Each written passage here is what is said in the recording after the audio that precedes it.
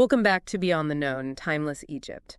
Today, we're taking a deep dive into a really fascinating and, as you pointed out in the material you shared, a somewhat mysterious chunk of Egyptian history, the First Intermediate Period. Yeah, it's definitely shrouded in a bit of, well, darkness compared to the Old Kingdom. Right. Following the long and, in many ways glorious Old Kingdom, this era marks a time of significant shifts and, by all accounts, considerable upheaval. Definitely upheaval. Our mission today is to unpack what went down during this period, try to understand maybe why it happened, and explore how historians actually piece together the narrative when direct evidence is surprisingly scarce. And that scarcity is a huge part of the challenge, isn't it? Absolutely. The YouTube lecture transcript you sent over is a fantastic starting point, though. It outlines the tail end of the Old Kingdom and the subsequent descent into this intermediate phase, while also highlighting the challenges in studying it. It does lay it out quite well. So let's jump in and see what insights we can glean into this pivotal yet often overlooked chapter of ancient Egypt. Okay. Well, what's fascinating right from the start, considering the grandeur and stability we associate with the Old Kingdom, is how the seeds of change were seemingly sown even before this period officially began. Yeah, the material you highlighted really brings those subtle but significant shifts into focus. Exactly. It wasn't just a sudden cliff edge. No, not at all. As your transcript reminds us, even at the close of the Old Kingdom, the established order seemed to be, well, shifting. We see the last king of Dynasty 4 not even commissioning a major pyramid. Which is a huge departure, really. A pretty stark contrast, to the monumental building that had defined the power of the pharaohs for generations.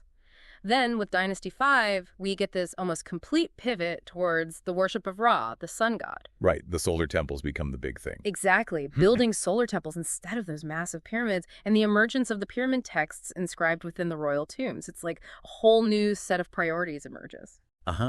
Maybe signaling a change in the pharaoh's authority. Sure. Or maybe the rise of the priesthood. That's what I was thinking. So a key takeaway here is that this religious shift wasn't just a change in worship.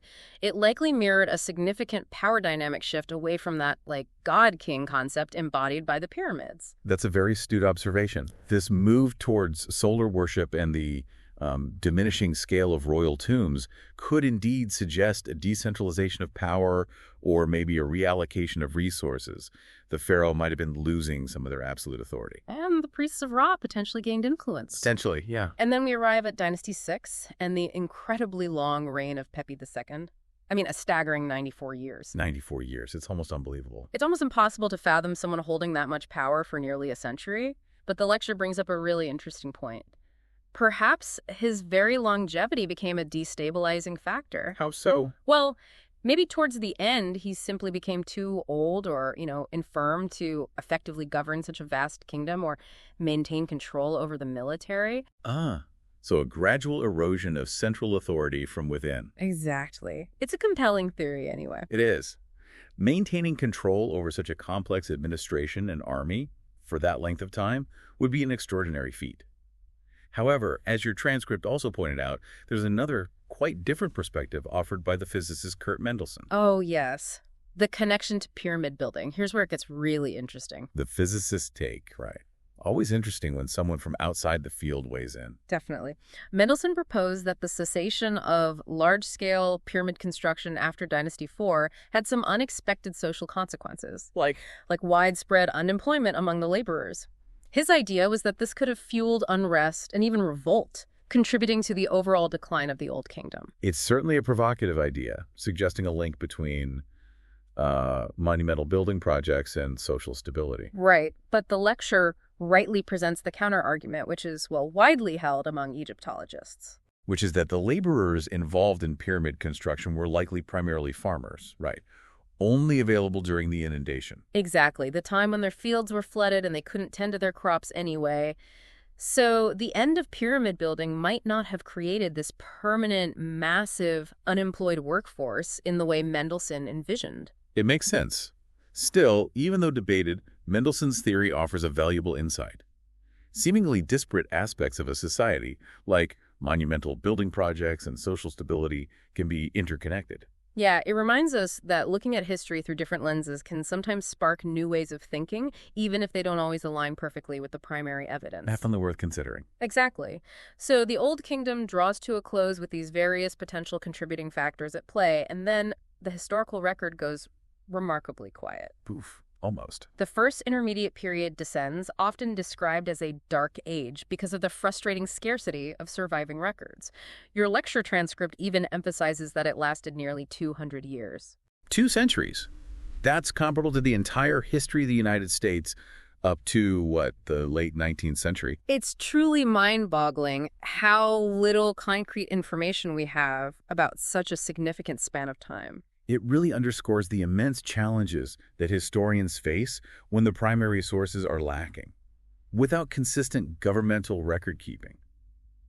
Well, you're guessing a lot. And that was the dominant form of documentation in ancient Egypt, right? Yeah. Because literacy wasn't widespread beyond the scribal class. Precisely. So reconstructing the political, social, and economic realities of those 2 centuries becomes incredibly difficult. We're largely reliant on fragmented archaeological findings and later interpretations. And that's where Manetho enters the picture, right? This Egyptian priest who lived during the Ptolemaic period, centuries after the first intermediate period. Right. He wrote a history of Egypt called Egyptiaka, in Greek, actually, for the Greek rulers. So it's a bit of an indirect source, to say the least. An Egyptian history as seen and interpreted for a Greek audience. Exactly.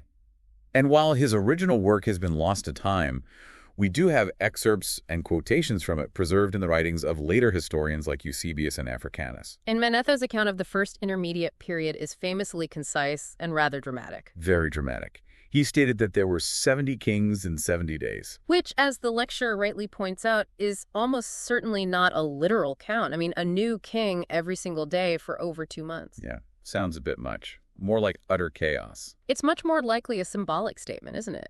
Perhaps intended to convey the sense of extreme instability with very short reigns and a rapid turnover of rulers. Suggesting a real lack of any centralized, lasting power.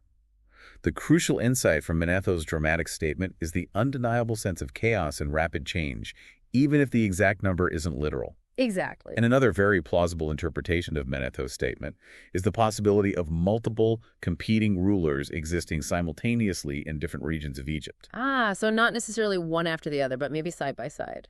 Potentially. With the strong central authority of the Old Kingdom fractured, it's quite conceivable that various local governors or powerful families rose to prominence, each claiming royal authority within their own sphere of influence.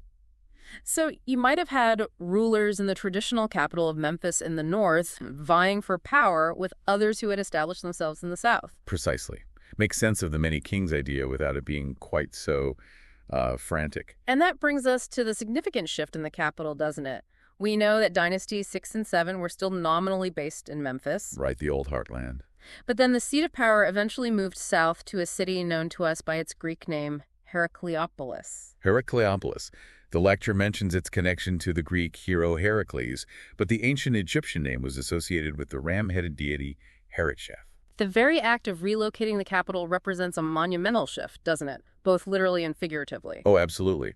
Memphis had been the administrative and cultural heart of Egypt for centuries, the center of its bureaucracy, the repository of its records.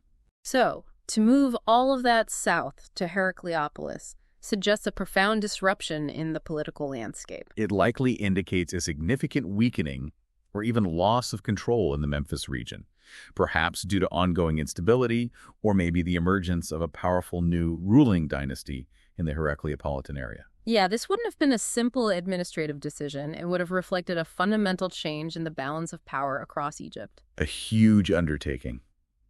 It really paints a picture of a kingdom falling apart at the seams. It really does. And you'd naturally think that the various Egyptian king lists would help us piece together who was in charge and when during this turbulent time. You'd hope so. But as the lecture explains, they have significant limitations for the first intermediate period. These lists, like the Palermo Stone, the Karnak list, and the Abydos king list, they were incredibly important for establishing royal legitimacy and for ritual purposes. Vital for that. But they either predate the intermediate period, don't include it, or just don't offer the detailed chronological information we desperately need. Precisely. The Palermo Stone, for instance, provides a detailed record of the early dynasties. But, well, It ends well before the first intermediate period begins. Okay. The Karnak list, compiled much later during the reign of Thutmose III, skips over this period entirely, probably because it was seen as chaotic and illegitimate by later rulers. Right. They wanted to gloss over the messy bits. Pretty much. Even the Abydos king list, while crucial for its ritualistic function of reciting the names of past pharaohs for funerary prayers, it doesn't provide the kind of historical detail or chronological accuracy that would help us reconstruct the sequence of rulers during this chaotic time. And then there's the Turin Papyrus. The Turin Papyrus. It was potentially the most comprehensive king list, but it's unfortunately so badly damaged. The section covering the first intermediate period is largely unreadable, just fragments. So frustrating, like having a crucial piece of the puzzle just crumble away. It really is. Yeah. So with direct administrative records and comprehensive king lists failing to provide a clear picture, we have to turn to other forms of evidence. And that's where this Lamentations literature from the Middle Kingdom becomes so incredibly valuable, isn't it? Absolutely invaluable. It's almost like looking at the first intermediate period through the lens of the trauma it inflicted on the generations that followed. That's a very insightful way to put it.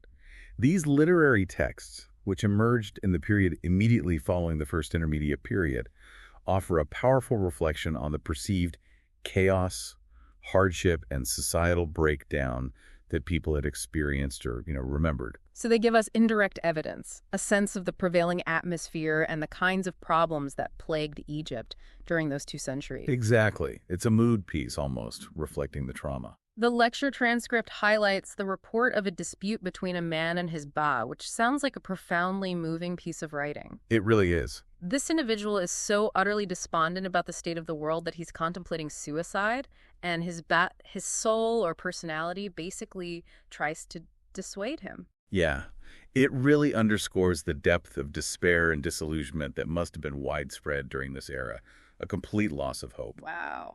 The man's suicidal ideations reflect a profound sense of the collapse of the world around him, and his Bez attempts to dissuade him highlight this internal conflict between the desire for, peace in oblivion and the inherent will to survive, even facing immense suffering, likely stemming directly from the instability and hardship of the first intermediate period. That's incredibly powerful. And then we get the recurring themes that emerge across these lamentations, right? Yes, common threads appear. The lecture lists the first foreign invasion since the unification of Egypt. Foreign bowmen have come into Egypt. That must have been an absolutely devastating shock. A massive shock for a society that had enjoyed relative security for so long. Yeah, it underscores the weakening of Egypt's borders and its military capabilities. And then there's the pervasive sense of social upheaval, this complete inversion of the traditional order. Descriptions like gold, lapis lazuli, silver, turquoise, carnelian strung around the necks of slave girls. Yeah, indicating a total breakdown of the established social hierarchy and the fundamental concept of Ma'at. Right, the divine order and justice that was so central to Egyptian belief. Exactly. This concept of Ma'at was fundamental, representing cosmic order, justice, truth. So its disruption would have been deeply, deeply unsettling. A violation of Ma'at was a deeply traumatic idea representing a descent into cosmic disorder. These recurring motifs paint such a vivid picture of a society in crisis. They really do. We also hear about the severe disruption of trade and the scarcity of essential resources. None indeed sail north to Byblos today, lamenting the lack of the prized pine trees needed for mummy resin. A stark contrast to the prosperous reign of Sneferu in the Old Kingdom, when they were sending huge fleets to Byblos. A really sorrowful contrast. And then there's this overwhelming sense of widespread ruin and a complete absence of justice. All is in ruin. Every have-not is one who has. A world turned upside down. And even the deeply disturbing imagery of tomb robbery and utter disrespect for the dead, those who are entombed are cast on high ground. Which was a particularly egregious offense in Egyptian society. It violated the sanctity of the afterlife, showed utter contempt for the deceased and their families, indicates a severe collapse of law and order, and deeply held religious beliefs. It paints a truly bleak and unsettling picture of the time. Bleak is the word. These details offer concrete examples of the breakdown of societal structures. The disruption of trade would have had far-reaching consequences, impacting not only funerary practices, but also the availability of other vital goods, further exacerbating this sense of decline and scarcity. And the lecture also touches on the prophecies of Nefertiti, another significant Middle Kingdom text that looks back at the first intermediate period. Ah, yes, Nefertiti, presented as prophecies spoken during the reign of Sneferu, looking forward to this chaos. Right. It includes lines like, "Lo the great no longer rule the land. What was made has been unmade," clearly referring to the robbing and destruction of the pyramids due to the prevailing anarchy. That line, "What was made has been unmade," it really speaks to the destruction of the very symbols of the Old Kingdom's power and stability, doesn't it? The loss of its achievements and traditions. Definitely.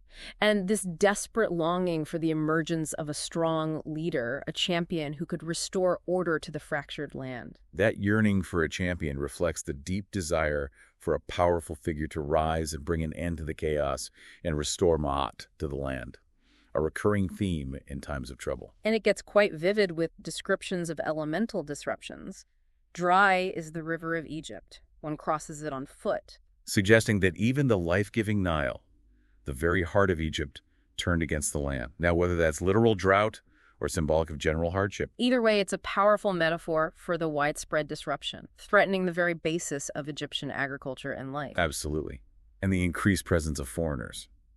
Desert flocks will drink at the river of Egypt. Signifying a loss of control over Egypt's borders and a perceived dominance of outsiders in this chaotic time, especially considering the traditional Egyptian fear and avoidance of the harsh desert regions. Right. The image of nomadic peoples freely accessing the Nile highlights the breakdown of Egyptian authority and their traditional isolationist stance towards the desert dwellers.